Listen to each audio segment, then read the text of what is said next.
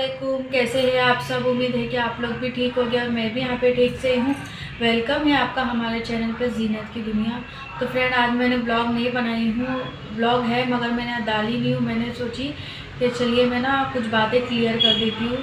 बात ये है कि ना बहुत से लोगों को नहीं पता है कि मैं घर मतलब शिफ्ट हो चुकी हूँ, उधर से निकल के इधर आ चुकी हूँ। बहुत से लोगों को नहीं पता है, वो घर रेंट का छोड़ के इधर पे रेंट पे आ चुकी हूँ।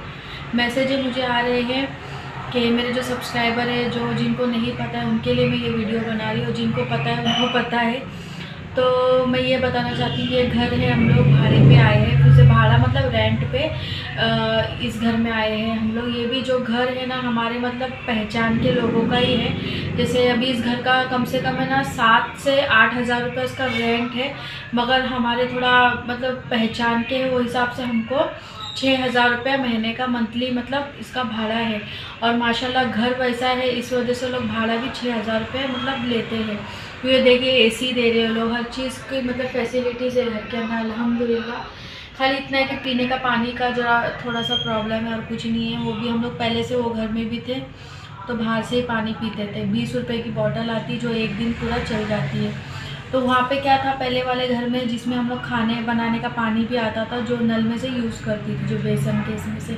मगर यहाँ का जो प्रॉब्लम है ना, वो बेसन के इसमें थोड़ा पानी का प्रॉब्लम है, अलग ही पानी आता है, सिर्फ बर्तन कपड़े धो सकते हैं और नहाने का बराबर है, खाली पीने का थोड़ा प्रॉब्लम ऐसा है। और ये जो है घर हम लोग रेंट पे है और इसका और भाड़ा भी पूछ रहे थे सब्सक्राइबर की कितना हज़ार भाड़ा है इसका भाड़ा है 6,000 रुपया।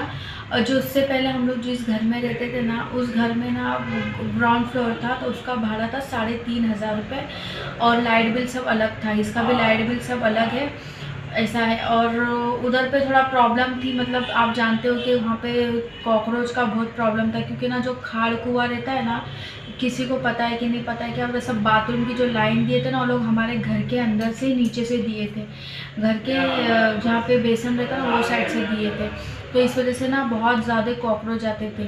और दूसरी बात तो आपको ये भी पता है कि उस घर में थोड़े असरात भी थे, जो बहुत सी चीज़ें हुए हमारे साथ, वो अभी मैं डिस्कस इंशाल्लाह अगर आप लोग बोलोगे तो करूँगी। मैंने बोली थी कि मैं इंशाल्लाह दूसरे घर जाऊँगी जब मैं आपको सब बताऊँगी कि क्या क्या मेरे साथ उस घर में हुआ था ऐसा। और ये इस घर का मैं आपको बता दी हूँ 6,000 रुपये भाड़ा है इस घर का। और क्या बोलते हैं, लाइट बिल सब अपने को अलग से भरना है। मगर इतना सुकून है कि अल्लाह का बहुत बड़ा एहसान है कि चारों तरफ खिड़की है जिससे दिन भर धूप आती है। फ़ैन की तो अभी फ़िलहाल ज़रूरत नहीं क्योंकि ठंडी चल रही है, ज़्यादा ठंडी नहीं मतलब लिमिट में ही है ठंडी, मगर अल्हम्दुलिल्लाह सब खिड़कियाँ खुली रहती है, उस वजह से मतलब हवा अच्छी खासी अल्हम्दुलिल्लाह आती है। लाइट की रोशनी अल्हम्दुलिल्लाह बहुत अच्छी आती है, धूप हमारे बेड पे बहुत गिरती अच्छी आती है अल्हम्दुलिल्लाह। आपको मैं कल फिर बताऊंगी इंशाल्लाह ब्लॉग में। और क्या बोल रही थी, हाँ, और बच्चे लोग का अलग से बेडरूम हो गया। और जो फर्नीचर की बात है, वो सब जितना भी फर्नीचर अल्हम्दुलिल्लाह, जो मेरे मामा ससुर हैं वो कनाडा में शिफ्ट हुए हैं। उनका बेटा पहले से उनका बेटा कम से कम 10 साल से वहीं था कनाडा में, और उसका सब मतलब वहीं पे वो लोग शिफ्ट हो रहे थे। इनके जो मामा मामी है वो भी वहीं जा रहे थे, तो उनका जितना भी घर का जो सामान था तो वो लोग अब किसको देके जाए, तो हम लोग ही थे यहाँ पे। और हम लोग को भी अल्हम्दुलिल्लाह ज़रूरत थी, इसलिए उनने पहले ही पूछ लिया था, बेटा तुझे ये सब चीज़ें चाहिए क्या? हम लोग बोले हाँ चलो अच्छी बात है, अगर मिलती है तो अच्छी बात है ना। नहीं तो बच्चे मेरे पता है ना, खाली ये पलंग पे देखो, ये पलंग जो घर में भी था, ये भी ना चाची के जो देवर है ना, हमारे चाची, उन्होंने उनके देवर ने ये दिए थे उनके घर से। तो इसमें तो तैयबा, हिदा, बुशरा तीनों जन सोते थे, और हम तीनों हस्बैंड मैं नीचे, और हस्बैंड मैं और अनस हम लोग नीचे सोते थे। और उसमें भी गोम आता है, कान खजूर आता, उसमें बहुत डर लगता था। उधर पे ना गटर की लाइन में से इतने बड़े बड़े कान खजूर आते तो बहुत डर लगता था। एक टाइम तो ऐसा है कि मेरी आवाज़ ही गायब हो गई थी, कुरान शरीफ पढ़ते पढ़ते मैं भागी थी बच्चे को लेके, बता। और मेरे को मार पड़ी थी। और तैयबा भी एक दिन पढ़ते पढ़ते बैठी, उसके सामने से इतना बड़ा गया और अनस नीचे सोया था। तो मैं बोली पापा कान खजूर आया, पापा तो गोम बोलते हैं। का छोड़ के तू यहाँ ही बोलने लगा। इतनी बड़ी थी, बट वो बहुत बड़ी थी, तो मैं कैसे मार, इतनी मोटी तो और इतनी बड़ी क्या किससे मारूं, मेरे पास है ही नहीं, तो कुछ भी हाथ पे काट लेती। तो पढ़ते बैठी थी, मैंने शायद आपको पहले भी बताया, मैंने कुरान शरीफ उसको देखी ना, मैं तो मेरी ना आवाज़ ही गायब हो गया। और नीचे नीचे ही अनस सोया था। तो मैं ना सब छोड़ छाड़ के पहले अनस के पास भाग रही हूँ मैं लेने कि मेरा बेटा नीचे सोया है और वो वही तरफ आ रही थी इस वजह से। मगर अल्लाह का शुक्र अल्हम्दुलिल्लाह क्या बोलते हैं अपना सूर्य बकरा की पहली और आखिरी आयत पढ़ती थी अल्हम्दुलिल्लाह, दम करके घर पे रखती थी। और दूसरी आयतुल आयतुल कुर्सी है वो भी पढ़ के मैं दम करती थी। फिर जो मोहम्मद सल्लल्लाहु अलैहि वसल्लम जो अपने नवासों के ऊपर जो दुआ पढ़ के दम करते थे वो दुआ मैं बच्चों पे पढ़ के आज भी पढ़ती हूँ अल्हम्दुलिल्लाह। रात में बच्चों पे दम करके सोती जिससे शैतान आफत बला दूर रहते, हर जहरीले जानवर से हिफाजत रहती, यहाँ तक कि मच्छर से भी। वो सब पढ़ती हूँ इंशाल्लाह। अगर आपको चाहिए तो मैं इंशाल्लाह मेरे हस्बैंड से ये करवा दूँगी। मेरे बोलने में थोड़ा फ़र्क हो जाता है, हस्बैंड के हाफिज़ है तो उनके बोलने से आपको समझ में आ जाएगा बराबर से, या तो फिर वो दुआ में इंशाल्लाह दे दूँगी। ऐसा है तो अल्लाह का बहुत बड़ा एहसान है कि इस घर में आए। अल्लाह इतना शुक्र अदा करती हूँ अल्लाह का कि उस घर से बोले ना बहुत सी चीज़ें ऐसी थी इंशाल्लाह मैं बताऊँगी। और मैं पहले दिन जब उस घर में गई थी तो बहुत सी चीज़ें मेरे साथ हुई जो मैंने आज तक किसी को नहीं बताई हूँ, आज तक किसी को नहीं बताई हूँ। और वो मैं बताना पहला दिन भी गए थे। हाँ, जब अपन पहले दिन गए थे ना, जब बड़े अब्बा का इंतकाल हो गया था उसके उस दिन बाबा जब उधर चले गए थे उसी दिन मेरे साथ बहुत कुछ हुआ था। मेरी बेटी तैयबा लोग भी नहीं थी, तैयबा भी नहीं थी, हिदा भी नहीं थी, खाली बुशरा थी और अनस। तो बुशरा को पता था? नहीं, वो लोग सोए हुए थे।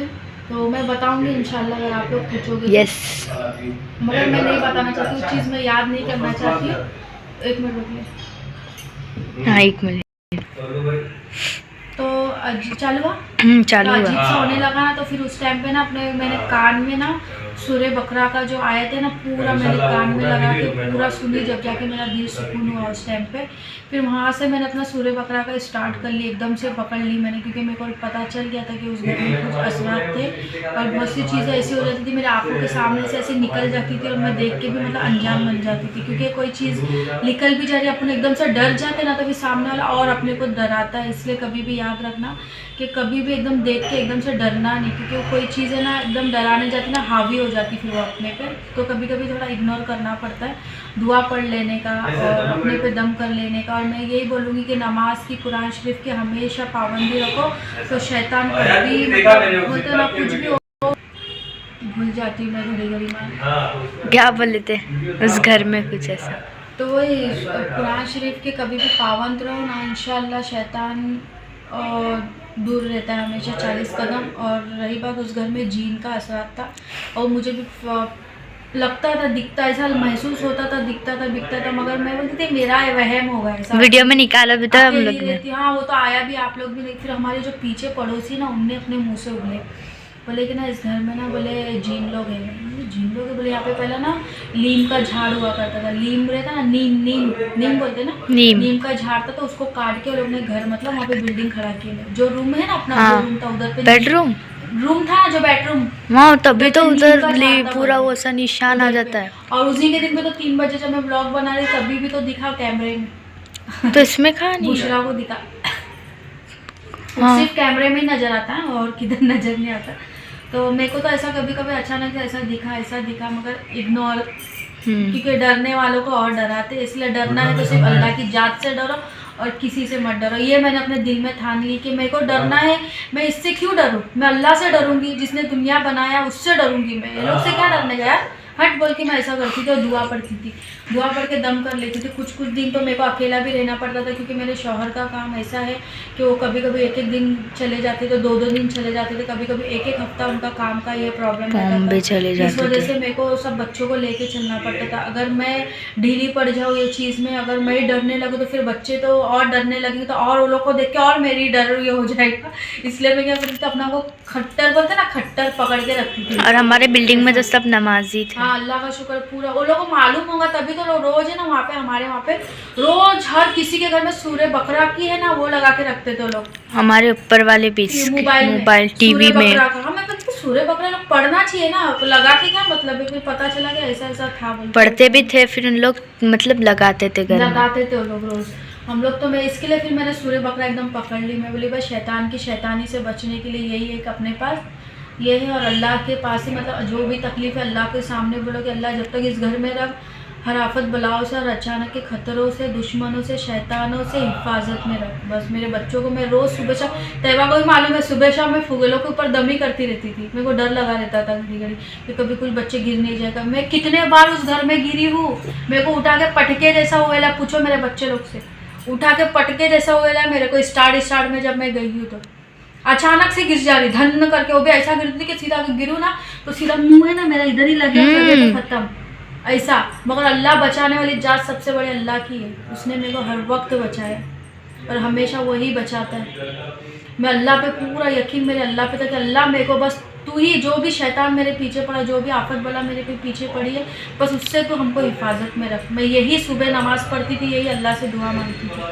कितने बार मैं गिरी हूँ, आप यकीन नहीं कर। मेरे जगह कोई दूसरा रहता ना, या तो मुँह फट जाता है तो ख़त्म हो जाता। एक बार तो 3 बजे ऐसा गिरती थी ना, हॉल में सीधा यही फट जाता मेरा, सीधा ऐसा गिरी।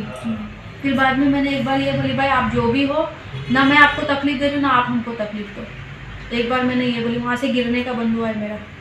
सब बोली थी तुम? बोली मैंने। किस कब बोले? मतलब रात में क्या सुबह में? नमाज में। नमाज में बोले? हाँ, नमाज में बोली। नमाज पढ़ने के बाद जब दुआ मांगते ना, तब मैंने बोली, भाई आप जो भी हो इस घर में, ना हम आपको तकलीफ देंगे ना आप हमको तकलीफ दो, बस यही बोली। उसके बाद से मेरा गिरना बंद हुआ। तो चलते चलते गिर रही, पर मतलब अनस भी बहुत गिरता था, करके दे दे रहा जैसे। अनस भी बहुत गिरता था मालूम है ना घरों में। ये पैर मेरे, अगर मैं कसम से, अगर मेरा कितने बार तो पैर मुड़ गया है, अगर मेरे जगह कोई दूसरा पैर टूट जाता, उसका प्लास्टर लग जाता। अल्लाह का कितना बड़ा एहसान है कि अल्लाह ने हर वक्त बचाया मुझे। इसके लिए फिर मैंने ठान ली कि नहीं भाई घर खाली करना ही पड़ेगा, अब ज़्यादा नहीं हो सकता। और लास्ट में तो बहुत सी प्रॉब्लम भी आई ना, अपने को नहीं हो रहा था, मेरी तो और डर लग रहा था क्या होता क्या बोल के। फिर मैं अल्लाह से दुआ कर, अल्लाह कैसा भी इस घर से पहला निकाल हम लोग को, क्योंकि बहुत डर लग रहा था हमको उस टाइम पे थोड़ा। इस वजह से मैं आगे की बात बाद में बताएंगे ज़रूर आपको। हाँ इंशाल्लाह, अगर आप लोग बोलोगे तो बताऊंगी। और हाँ, इस घर का रेंट है 6000 रुपये, अल्हम्दुलिल्लाह बहुत तेरे बार बोल दी। सूरज की रोशनी आती सब आती है। तो प्लीज़ आप लोग समझ गए होगे। तो मिलती हूँ फिर एक नए ब्लॉग के साथ, जब तक के लिए अल्लाह हाफिज़। आप भी अपना ख्याल रखना, दुआ में याद रखना। अल्लाह हाफिज़।